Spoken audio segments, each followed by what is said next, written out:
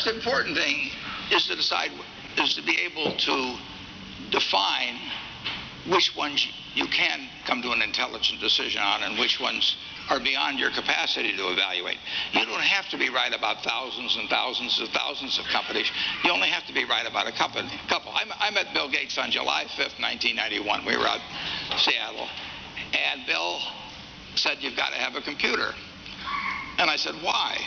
And he said, "You can do your income tax on it." I said, "I don't have any income. Berkshire doesn't pay a dividend." He said, "Well, you can keep track of your portfolio."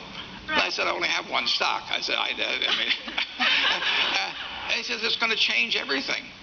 And I said, "Well, will it change whether people chew gum?" And he said, "Well, probably not." And I said, "Well, will it change what kind of gum they chew?" And I said, "Well, then I'll stick to chewing gum and you stick to computers." I don't have to understand all kinds of business. There's all kinds of business I don't understand. But there's thousands of opportunities there. I did understand the Bank of America, and I'm able to do that. I'm able to understand some given percentage. But Ted Williams wrote a book called The Science of Hitting. And in The Science of Hitting, he's got a diagram, shows him at the plate. And he's got the strike zone divided into 77 squares, each the size of a baseball. And he says, if I only swing at pitches in my sweet zone, which he shows there, and he has what his batting average would be, which is 400. If he had to swing at low outside pitches, but still in the strike zone, his average would be 230. He said the most important thing in hitting is waiting for the right pitch.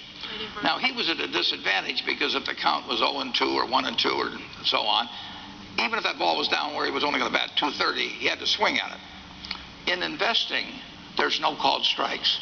People can throw Microsoft at me and, you name it, any stock, General Motors, and I don't have to swing. And nobody's going to call me out on called strikes. I only get a strike called if I swing at a pitch and miss. So I can wait there and look at thousands of companies day after day, and only when I see something I understand and when I like the price at which it's selling, then if I swing, if I hit it, fine. If I miss it, it's a strike. But it's an enormously advantageous game. And